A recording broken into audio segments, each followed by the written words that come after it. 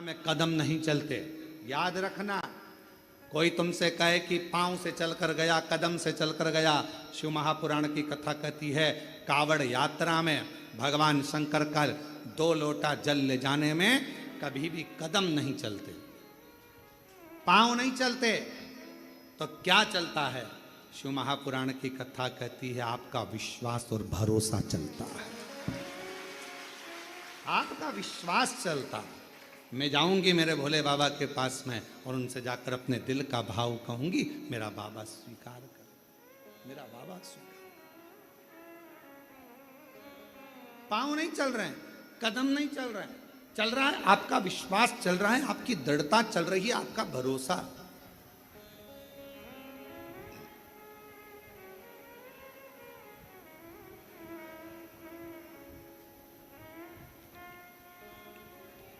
पांच तरह की कावड़ होती है।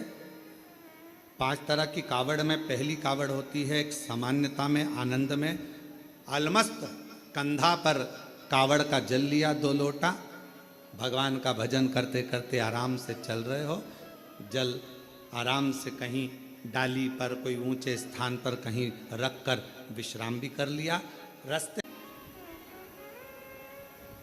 एक कावड़ होती है दंडवत कावड़,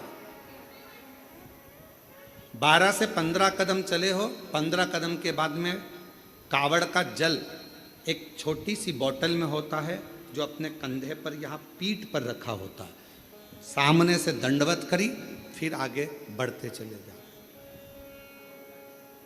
फिर 12, 15, 20 कदम चलने के बाद फिर एक दंडवत करी,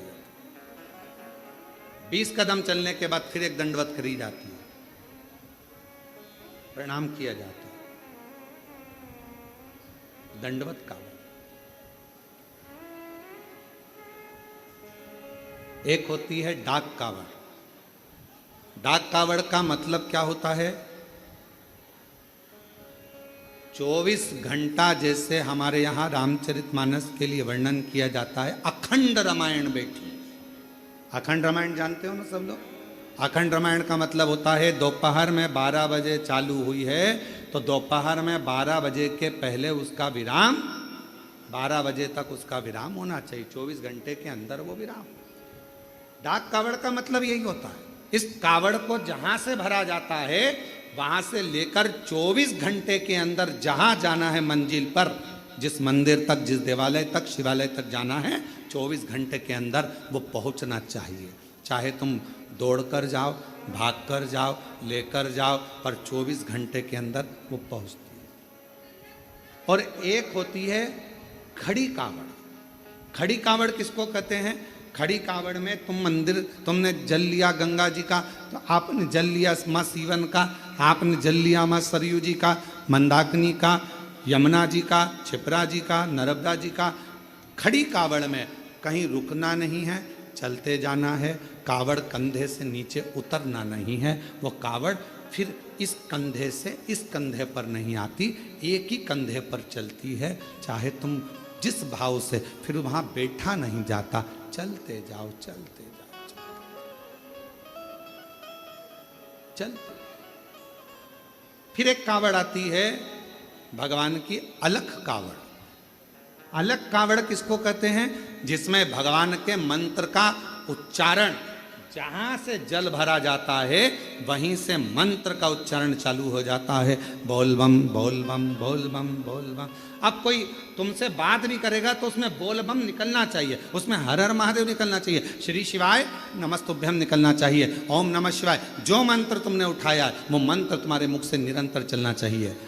तो कई माताएं उसको बोलती हैं, आगे बोलो बोल बम, पीछे वाले बोल बम, खाने वाले, पीने वाले, चलने वाले, आने वाले, सोने वाले, आते बोले, जाते बोले। तो ये इसमें मंत्र का उच्चारण जहां से कावड़ उठती है, अलख कावड़ में केवल अलख जगाई जाती। जल लिया, चलते गए, भोजन करने भी बैठे हो, कोई से बात भी करोगे तो बोल बम उसमें निकलते रहना चाहिए, निरंतर जप चलना चाहिए, निरंतर। अब रेवा सुतार की कथा कहती है। एक रेवा सुतार लोगों के घरों में काम करता, कभी कुर्सी बनाता, कभी कुछ बनाता, कभी कुछ बनाता, कभी चौकी, कभी चौरंग, कभी पलंग, कभी खटिया, कभी कुछ बनाता रहता। परिस्थिति का ठीक नहीं था, उसके पास में इतना धन नहीं था, इतना वैभव नहीं था उसके पास, इतना धन।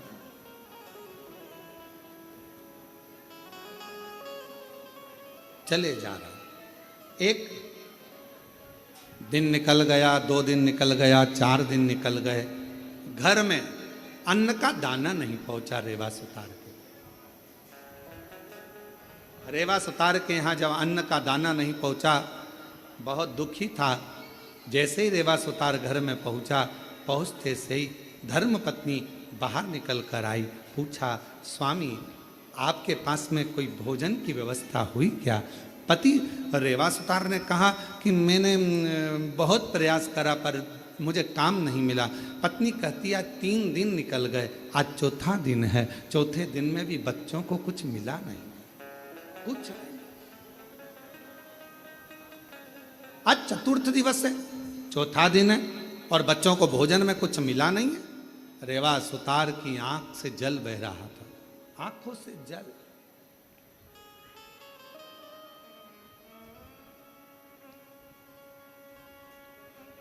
शिक्षा, भोजन, वस्त्र, चिकित्सा देना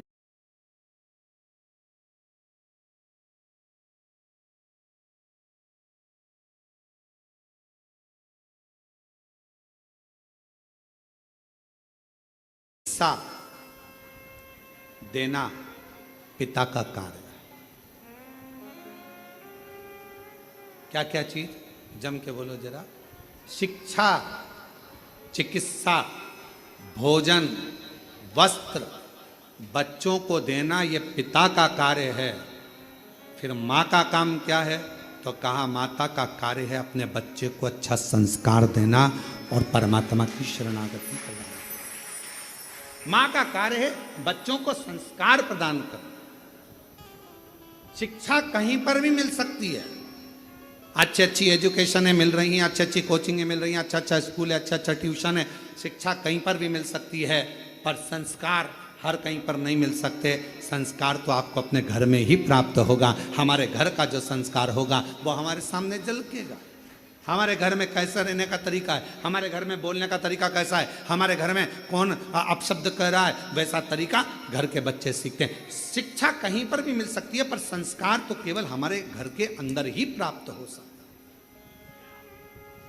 घर के अंदर।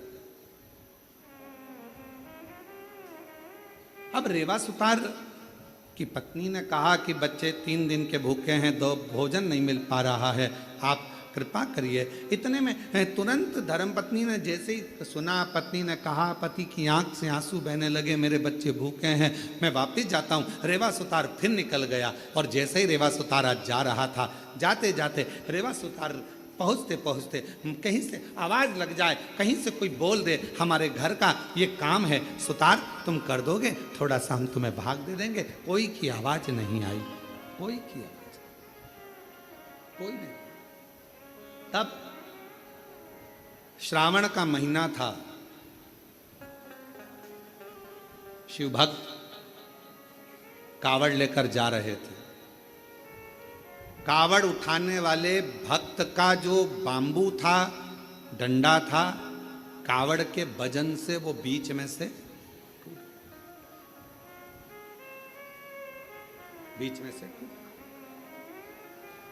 कौन ढूंढे? वीराने में कौन मिलेगा? साथ वालों ने कहा कि अपन देख कर आते हैं, कोई तो मिलेगा। वहीं से सुतार आवाज लगाते हुए जा रहा था, किसी के घर में अगर लकड़ी का काम कराना हो तो मैं हूँ, अगर किसी के घर में लकड़ी का काम कराना हो तो मैं हूँ, मैं सुतार, मैं रेवा सुतार, अगर कोई काम हो तो जरूर बोलिए। इतने में उस कावड़ उठाने वाले के कानों में शब्द गया, उसने हाथ जोड़कर कहा सुतार जी से, भैया हमारा डंडा टूट गया है। सुतार जी बोले मैं लेकर आता हूँ लकड़ी तो मैं दूसरा डंडा बना देता हूँ। अब रेवा सुतार दौड़ कर गया, लकड़ी काट कर लाया, डंडा निर्माण करा और उस डंडे पर कलश बांध कर उस कावड़िया के हाथ में दे दिया। कावड़िया ने डंडा तो ले लिया। रेवा सुतार ने कहा भैया मैंने तुम्हारा डंडा तैयार करा, तुमने कुछ मुझे दिया नहीं। इतने में कावड़िया ने कहा भैया हमारे पास देने के लिए कुछ भी नहीं है, कुछ नहीं। ए भैया हमारे पास कुछ भी नहीं। भैया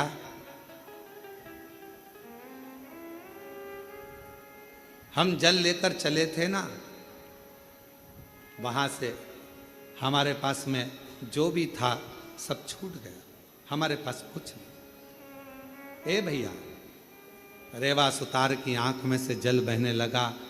अब भोजन भी नहीं, बच्चों को काम किया तो पैसा भी नहीं। रेवा सुतार ने मन में सोचा इससे तो अच्छा है कि मैं भी इनके साथ कावड़ भरने चले। घर जाऊंगा, पत्नी कहेगी बच्चे भूखे हैं, भोजन कहाँ से लाऊंगा, क्या करूंगा। पर अपनी पत्नी और बच्चों के पीठ दिखाकर भागना ये भी अच्छी बात नहीं। रेवा सुतार ने सोचा एक काम करता हूं, अगली बार कावड़ भरने जाऊंगा, अभी तो मैं अपने घर जाता हूं। चलते चलते रेवा सुतार जब घर की ओर चले, चलते चलते जैसे ही कावड़िए की कावड़ का डंडा कलश भगवान देवाधिदेव महादेव के पास पहुंचा, जल समर्पित किया। समर्पित करते से ही देवाधिदेव महादेव ने सबसे ज्यादा सराहना उस रेवा सुतार की करी। उस रेवा गया। मेरे देवाधिदेव महादेव करुणा करने वाले, 2 लोटा 1 डंडा लेकर उसी कावड़िया का रूप रखकर रेवा सुतार के दरवाजे पर पहुंच गए। आवाज लगाई, ए रेवा सुतार, ए रेवा सुतार। रेवा सुतार ने कहा कौन है भैया? जो आकर देखा तो जिसका मैंने डंडा तैयार करा था, जिसकी कावड़ मैंने तैयार करी थी, वो कावड़िया जा रहा था, डंडा टूट गया था। कावड़ का डंडा टूटने पर मैंने तैयार करा था। भैया क्या बात है? इतने में उस कावड़िए ने कहा भैया रेवा सुतार, तुम्हारे को हमने दक्षिणा में, तुमने हमारा डंडा ठीक करा था, उसका शुल्क नहीं दे पाए थे, इसलिए हम ये 2 लोटे 1 डंडा कावड़ का तुम्हें दिए जाते हैं। अब तुम इसको रखना, यही हमारा तुम्हारा शुल्क है। जैसे ही 2 लोटा 1 डंडा कावड़ का रेवा सुतार के पास में आया, रेवा सुतार ने सोचा चलो पैसा नहीं आया तो कोई बात नहीं, अगले साल यही डंडा यही लोटा लेकर चले जाएंगे। नहीं आया तो कोई बात, रख दिया कावड़ का लोटा और डंडा। पत्नी से कहा मैं जाता हूं, दूसरा दिन था। अलख लगाई, किसी के यहाँ काम हो तो बताओ, बढ़ई का काम कराना हो, सुतारी का काम कराना हो, लकड़ी का काम कराना हो तो बताओ, कोई नहीं। इतने में पत्नी ने विचार करा, बच्चों को 5 दिन से खाना नहीं मिला, कोई भोजन व्यवस्था नहीं होती है, कुछ नहीं है, तो एक काम करती हूँ, ये दोनों लोटा जल का है, इन लोटे के जल को निकाल कर इसको अच्छा साफ कर कर इन्हीं लोटों को बेच देती हूँ और थोड़ा सा अन्न भाग ले आती। पत्नी ने जैसे ही लोटे के अंदर हाथ डालकर लोटे को राख से मांजने का प्रयास करा, राख लगते से ही लोटे के अंदर से खन्न आवाज आई। जो खन्न आवाज आई, पत्नी ने सोचा ना जाने इसमें क्या भरा है। जो पत्नी ने उल्टा करा, उसमें से एक सोने की गिन्नी सिक्का निकल कर सामने, एक सिक्का सोने। पत्नी ने सिक्का देखा, दौड़ती दौड़ती पल्लू में बांध कर रेवा सुतार के पास गई। तुम जो लोटा लेकर आए थे, ना जाने किसने क्या दे दिया था, उसमें सोने का सिक्का है, चलकर देखो। पति ने जाकर जो देखा सोने का सिक्का, ना जाने बेचारा किसका रह गया, जाकर देता हूँ। सिक्का लेकर दौड़ पड़े। दूसरा दिन फिर आया, पत्नी ने फिर लोटे को मांजने का प्रयास करा, सोने का सिक्का फिर गिर जाता। फिर पत्नी उस सिक्के को लेकर जाती, पति उस सोने के सिक्के को ढूंढता उस कावड़िया को देने के लिए, पर उसको क्या मालूम कि वो कावड़िया नहीं था, मेरा महादेव स्वयं कावड़िया बनकर आया था, जो देकर चले गया था। दुनिया के लोगों को ये ना लगे कि कावड़िया जाते हैं हम सेवा करते हैं, कावड़िया जाते हैं हम पानी पिलाते हैं, कावड़िया जाते हैं हम खाना खिलाते हैं, कावड़िया जाते हैं हम उनकी सेवा संभाल करते हैं। नाना, शिव महापुराण की कथा कहती है, जो शंकर का नाम लेकर बोल बम बोलकर जो जल भरकर चलता है वो अकेला नहीं रहता, उसकी सेवा करने के लिए मेरा महादेव खुद चलता है, खुद चलता है। रेवा सुतार धनपति वैभवपति सत्तापति करोड़पति बन गया, कावड़ लेकर शिव के मंदिर जाता रहा, हर वर्ष जाता रहा, हर वर्ष। मेरी जीजियों, मेरे जीजाओं, बेटियों बेटाओं, मेरी माताओं, मेरे भाई, कुबेरेश्वर बाबा की कावड़ भरना तो बाबा से ये मत कहना कि एक बार भरने आई हूं। बाबा इतना भंडार भरना, हर साल सावन के महीने में कुबेरेश्वर धाम आऊं और कावड़ भरकर